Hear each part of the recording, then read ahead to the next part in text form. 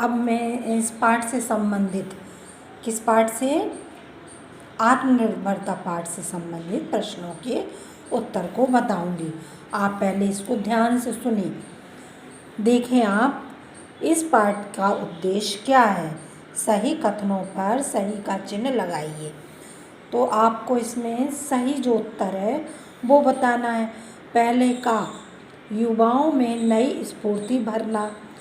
खा, युवाओं को कर्म में लगाना। गा, जितना ही मनुष्य अपना लक्ष्य नीचे रखता है उतना ही तीर उसका ऊपर जाता है। अब घा है, मनुष्यों को आत्मनिर्भर बनाने की प्रेरणा देना। तो अब इसमें आपका सही कथन क्या होगा।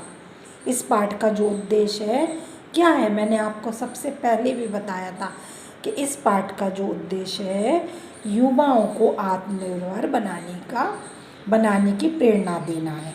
क्या है, ये सही है आपका घा, युवाओं को आत्मनिर्भर बनाने की प्रेरणा देना। ठीक है। अब अगला है इसमें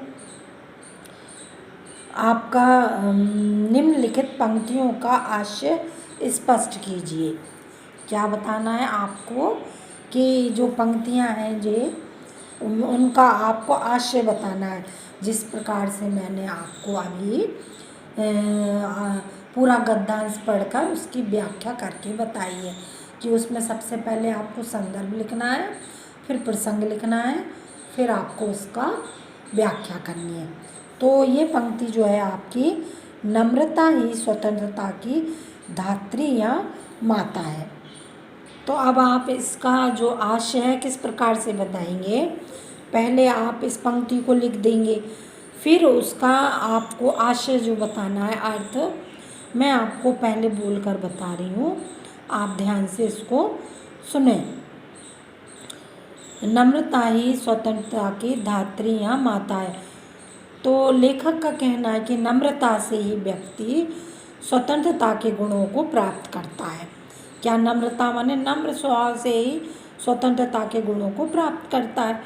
अहंकार करने वाला स्वतंत्र नहीं रह पाता। जो घमंडी व्यक्ति होता है वो कैसा नहीं रह पाता, स्वतंत्र नहीं रह पाता। और स्वतंत्रता के गुण के लिए बड़ों का सम्मान और छोटों को बराबर कर बालों की कोमलता का व्यवहार करना चाहिए। मतलब क्या है, बड़ों का आपको सम्मान करना है और जो छोटे हैं उनसे कोमल हृदय से, मतलब कोमलता, नम्र व्यवहार उनसे करना चाहिए। अब इसमें आप खा देखें। खा है, युवाओं को यह सदा स्मरण रखना चाहिए कि उनकी आकांक्षाएं उनकी योग्यताओं से कहीं बड़ी हैं। स्मरण माने याद, और आकांक्षा माने मतलब जो भावना है उनसे है। तो अब आपको इसको भी किस प्रकार से इसका अर्थ बताएंगे। इसका अर्थ है कि ध्यान से इसको भी सुन लें कि मनुष्य की जो इच्छाएं होती हैं उसके साधन और क्षमता के मतलब जो मनुष्य की इच्छाएं होती हैं उसके साधन और क्षमता से ज़्यादा हैं। कैसी हैं, जो उसकी क्षमता है उससे ज़्यादा है। अब आप गा नंबर देखें। मनुष्य का बेड़ा उसके हाथ में है, उसे वह चाहे जिधर लगाए। अब आप इसका अर्थ किस प्रकार से लिखेंगे। इसका अर्थ इस प्रकार से, या आशय भी बोल सकते हैं कि जो मनुष्य होता है, मनुष्य स्वयं अपने भाग्य का निर्माता है। मतलब अपना भाग्य मनुष्य स्वयं ही बनाता है। वह चाहे उसको उन्नति कर सकता है और चाहे अपने को गर्त माने गड्ढे में गिरा सकता है। उन्नति माने अपने जीवन को और अच्छा सफल बना सकता है, चाहे तो उसको क्या करे, वो गड्ढे में गिरा दे। इस तरह से इसका आप व्याख्या करेंगे। अब घ नंबर है, व्यवसायी लोगों ने अपनी समृद्धि का मार्ग निकाला है। अब इसका आज से जो है अर्थ है आप किस प्रकार से लिखेंगे कि जो पुरुषार्थी लोग होते हैं, जो वे अपने प्रयत्नों की उन्नति का मार्ग जो होता है उसको प्रस्त किया है। पुरुषार्थी लोगों ने अपने प्रयत्नों से ही या अपने प्रयासों से ही उन्नति का मार्ग जो है प्रशस्त किया है, मतलब आगे बढ़ाया है। अब आप इसमें देखें, उपन्यासकार स्टार्क ने अपने ऋण किस तरह उतारा। अब आप इसमें भी पहले इस उत्तर को सुने कि उपन्यासकार स्टार्क ने जो है स्वयं अपनी प्रतिभा का सहारा लेकर अनेक उपन्यास थोड़े समय में के बीच में लिखकर लाखों का ऋण अपने सिर से उतार दिया है। ठीक है, फिर से सुन सकते हैं। उपन्यासकार स्टार्क ने स्वयं अपनी प्रतिभा का सहारा लेकर अपने उपन्यास थोड़े समय में लिखकर लाखों का ऋण अपने सिर से उतार दिया है। अब आप इसमें अगला प्रश्न देखें 4 नंबर का। समूह ख का कौन सा शब्द वाक्यांश समूह क के लिए दिए गए किन से संबंधित है। छांटकर समूह क से के सम्मुख लिखिए। अब ये समूह क है और ये समूह ख है। अब आपको इसमें मेल करना है, यानी सीधी भाषा में कहा जाए तो आपको जोड़ियाँ मिलानी है। तो आप जोड़ियाँ किस प्रकार से मिलाएंगे। हरिश्चंद्र, तो आपने राजा हरिश्चंद्र का नाम तो सुना ही है, जो सत्यवादी राजा हरिश्चंद्र के नाम से जाने जाते थे। तो हरिश्चंद्र जो है सत्यवादी, तो ये नंबर 1 की जोड़ी हो गई। अब है महाराणा प्रताप, तो महाराणा प्रताप जो थे उन्होंने अधीनता नहीं स्वीकार की थी, तो ये आपकी जोड़ी नंबर 2 हो गई। अब है हनुमान, तो हनुमान को तो आप सभी जानते हैं कि हनुमान ने क्या किया था, किसकी खोज की थी, माता सीता की। तो इसमें आप लिखेंगे जोड़ी नंबर 3 सीता की खोज हनुमान से। अब नंबर 4 कोलंबस, कोलंबस ने क्या किया था, किसकी खोज की थी, अमेरिका की खोज की थी, जोड़ी नंबर 4। अब है शिवाजी, तो शिवाजी आप हिस्ट्री में भी पढ़ा है, आप हिस्ट्री में पढ़ते हैं इतिहास में। तो शिवाजी ने जो किया था छापामार युद्ध, यानी छापामार युद्ध प्रणाली को उन्होंने अपनाकर युद्ध किए थे, तो ये जोड़ी नंबर 5। अब है एकलव्य, तो एकलव्य जो था धनुर्धर था, मतलब धनुष विद्या में सबसे अधिक निपुण था। तो एकलव्य का किससे आएगा, धनुर्धर, तो ये जोड़ी नंबर आपकी 6 हो गई। अब इसके बाद आता है आपका भाषा की बात। तो प्रश्न नंबर 1 देखें, इसमें आत्म संस्कार शब्द से संस्कार के पूर्व आत्म शब्द जुड़ा हुआ है। दिए गए शब्दों के पूर्व आत्म लगाकर नए शब्दों की रचना कीजिए। अब आप इसमें आपको क्या जोड़ना है, आत्म जोड़ना है। तो जैसे ये मान लीजिए परिचय लिखा है, बुक में जो लिखा है परिचय लिखा है, तो आप इसमें क्या जोड़ देंगे, आत्म, तो हो जाएगा पूरा आत्म परिचय। क्या हो जाएगा, आत्म परिचय। अब जैसे ये है चिंतन, ये लिखा है चिंतन, तो इसमें आत्म जोड़ देंगे तो पूरा क्या हो जाएगा, आत्मचिंतन। अब ये है निर्भर, ये लिखा है निर्भर, तो इसमें भी आपने आत्म जोड़ा तो क्या बन गया, आत्मनिर्भर। अब इसमें बोध है, क्या है, बोध, तो आत्मबोध बन गया जी। अब ये कथन है, तो इसमें आत्म जोड़ा तो आत्मकथन हो गया।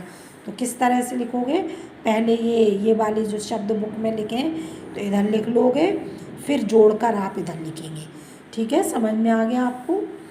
अब अगला देखिए, निम्नलिखित मुहावरों के अर्थ लिखकर इनका वाक्यों में प्रयोग कीजिए। तो आपको सबसे पहले देखना है मुँह ताकना।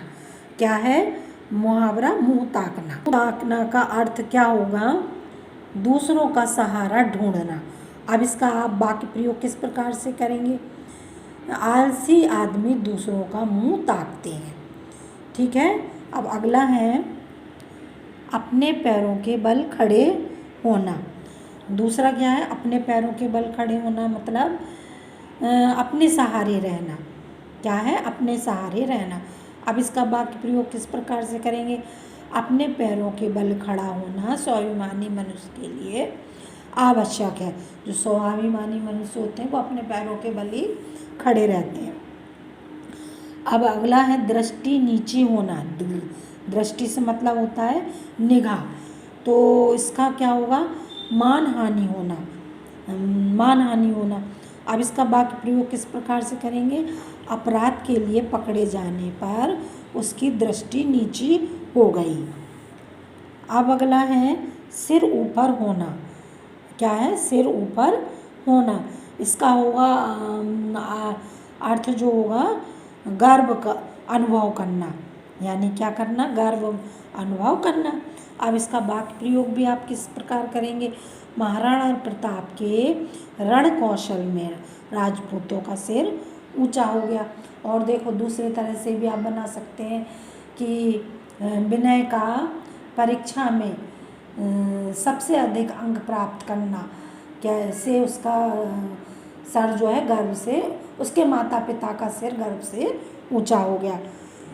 जैसे मान लीजिए आप ही कक्षा में सबसे अधिक अंक प्राप्त करते हैं तो आपके माता पिता का क्या होता है, सिर गर्व से ऊंचा हो जाता है। अब है इसमें अपने हाथ में अपना भाग्य होना। क्या है, अपने हाथ में अपना भाग्य होना। तो इसका हुआ स्वयं अपना भाग्य बनाना। तो अब वाक्य प्रयोग किस प्रकार से करेंगे, इतिहास साक्षी है कि मनुष्य के हाथ में अपना भाग्य बनाना सही तथ्य है। अब अगला है कठपुतली बनना। क्या है, कठपुतली बनना।